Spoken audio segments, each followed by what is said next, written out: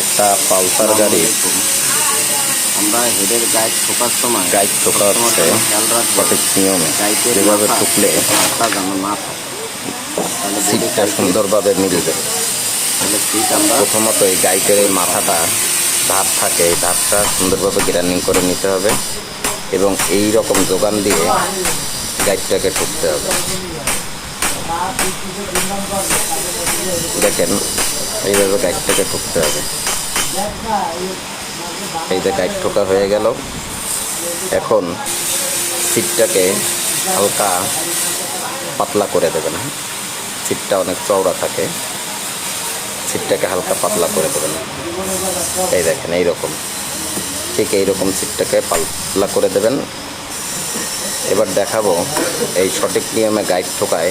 দেখেন সিটে কোনো লিক নেই, হালকা গ্রাইন্ডিংয়েই সিটটা মিলে যাবে।